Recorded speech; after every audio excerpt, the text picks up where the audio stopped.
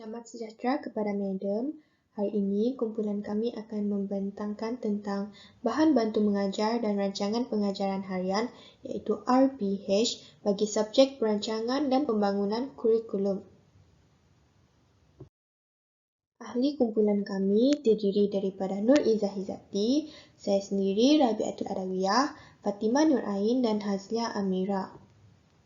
Bahan bantu mengajar atau singkatannya BBM didefinisikan sebagai bahan atau alatan yang digunakan untuk menghasilkan sesuatu atau benda.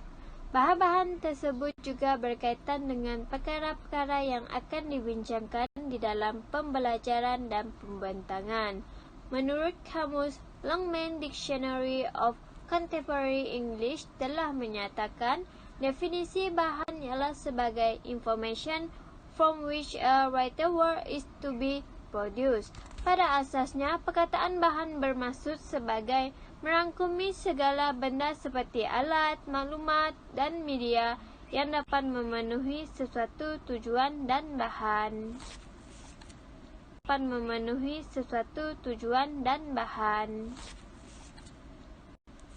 Penggunaan bahan bantu mengajar ini sangat efektif untuk guru-guru di luar sana untuk menjayakan pembelajaran dan pengajaran di dalam kelas.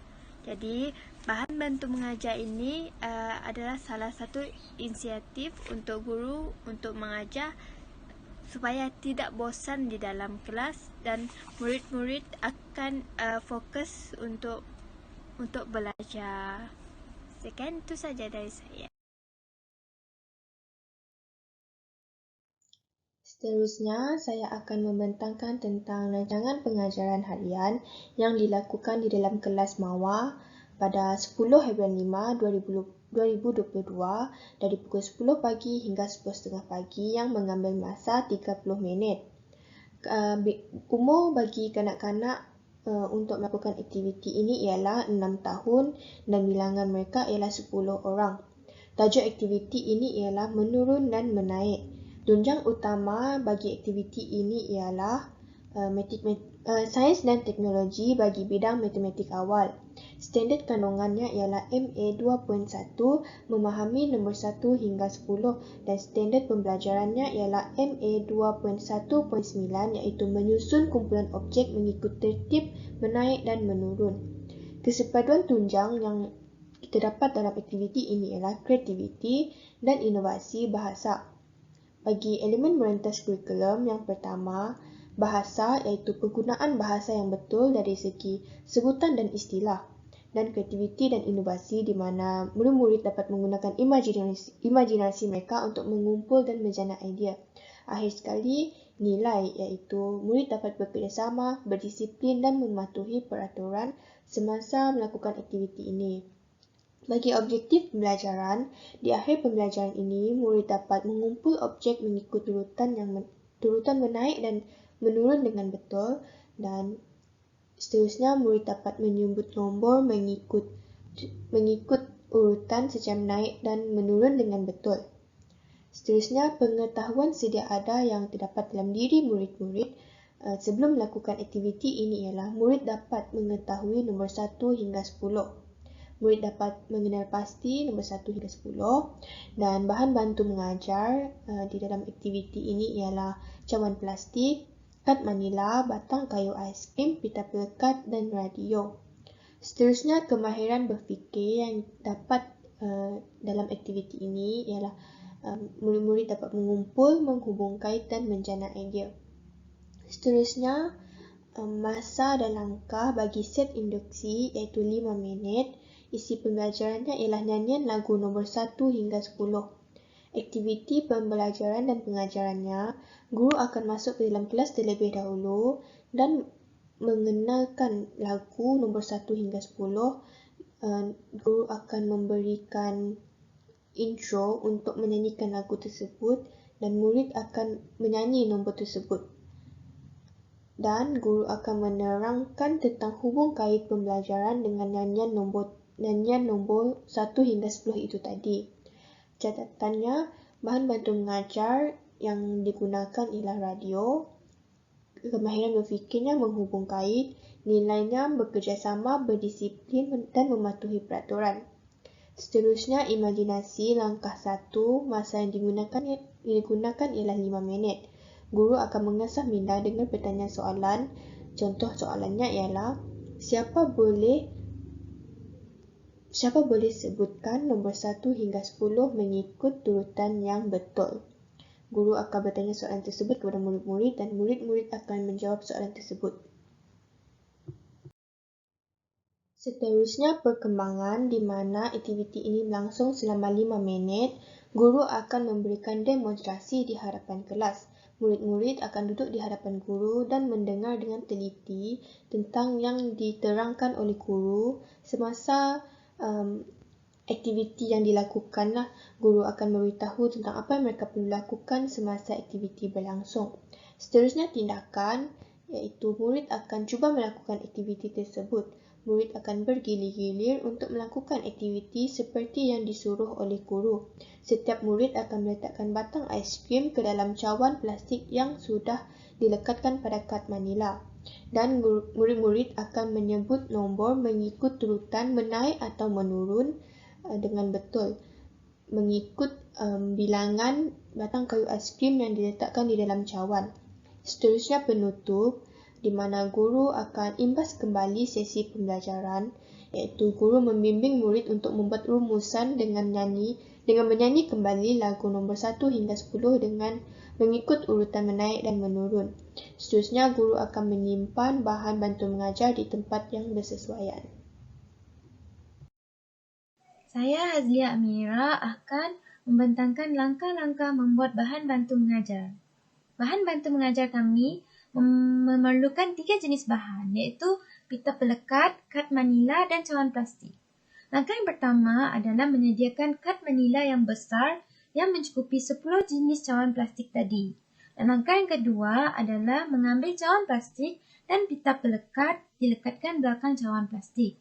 Langkah yang ketiga, setelah selesai melekatkan pita pelekat di cawan plastik dan pita pelekat itu dilekatkan pada kad manila dengan teratur dan kemas. Seperti yang boleh lihat di bawah adalah gambar yang telah kami hasilkan untuk melakukan bahan bantu mengajar. Seterusnya, saya akan menerangkan tentang penerangan penggunaan bahan bantu mengajar. Bahan bantu mengajar ini sesuai untuk digunakan semasa mengajar subjek matematik awal supaya kanak-kanak dapat mengetahui nombor 1 hingga 10 mengikut urutan menaik dan menurun. Seterusnya, apabila kanak-kanak sudah mengetahui nombor 1 hingga 10, kanak-kanak dapat mengembangkan lagi pengetahuan mereka tentang urutan menaik dan menurun. Bagaimana cara menggunakan bahan bantu mengajar ini ialah, pertama sekali, kad manila akan dilekatkan di dinding dengan kesesuaian tinggi kanak-kanak. Selepas itu, kanak-kanak akan meletakkan batang kayu ais krim ke dalam cawan mengikut urutan sama ada menaik atau menurun. Sebagai contohnya, apabila guru menyuruh kanak-kanak untuk meletakkan batang kayu ais krim dari nombor 10 hingga 1, maka kanak-kanak akan mengira batang kayu ais krim tersebut dan meletakkan dalam cawan tersebutlah. Kanak-kanak akan mengetahui bahawa itu merupakan urutan menurun, iaitu dengan nombor 10, nombor paling besar hingga ke nombor paling kecil. Seterusnya, apabila cawan penuh, kanak-kanak akan mengira batang ais krim yang ada dalam cawan tersebut dan mereka perlu memberitahu guru sama ada itu merupakan urutan menaik ataupun urutan menurun. Okey, saya akan membentangkan bahagian kelebihan kanak-kanak menggunakan BBM. Yang pertama, dapat memberikan kefahaman kepada pelajar tentang sesuatu konsep perkara semasa belajar. Ini dimaksudkan untuk memudahkan sesi pengajaran dan pembelajaran di dalam kelas. Kanak-kanak akan mudah untuk faham tentang apa yang diajar oleh guru di hadapan, untuk memudahkan lagi lah. Seterusnya, dapat membantu guru menyampaikan pengajaran dengan mudah, cepat serta menarik. Guru yang membuat BBM ini, mereka akan melakukan satu strategi untuk menarik minat kanak-kanak untuk lebih fokus dan mereka mudah untuk faham setiap apa yang diajar di hadapan. Okey, kelebihan yang seterusnya pula, menggalakkan para pelajar bergiat aktif dalam bilik darjah. Yang ini pula contoh macam kanak-kanak akan bersoal jawab dengan guru di hadapan, menanyakan soalan, atau guru yang menanyakan soalan, kanak-kanak akan menjawab. Apabila kanak-kanak menjawab, ini adalah satu respon, dan itu bermakna kanak-kanak faham apa yang guru ajar di hadapan. Okey. Melaksanakan aktiviti menggunakan BBM dapat memupuk serta menggalakkan interaksi yang lebih berkesan semasa berlakunya proses pengajaran dan pembelajaran. Okey, ini yang dimaksudkan oleh saya tadilah, macam mereka yang kurang faham dengan apa yang diajar di hadapan, mereka akan menanyakan soalan, dan interaksi bersama guru menjadikan suasana dalam kelas itu lebih meriah lah. Dan seterusnya, melaksanakan aktiviti menggunakan BBM dapat memupuk serta menggalakkan interaksi yang lebih berkesan semasa berlakunya proses pengajaran dan pembelajaran. Sebagai contoh, ini memberi ruang untuk pelajar bersoal jawab dengan guru memberi pendapat, guru menolong, dan kanak-kanak dapat memberi idea. Dan guru akan dapat melihat dari potensi kanak-kanak yang jarang untuk bercakap, jarang untuk berinteraksi. Dari sini guru akan dapat melihatlah pelajar akan mula untuk bersoal jawab, berinteraksi lah dalam kelas. Yang akhir sekali, dapat memupuk sikap tolong menolong di kalangan pelajar. Contohlah guru melakukan satu aktiviti berkumpulan. Jadi dalam berkumpulan itu, kanak-kanak akan saling tolong menolong lah antara rakan dengan rakan yang lain. Mereka akan mula berinteraksi, bertanyakan soalan, tolong menolong. Jadi kesan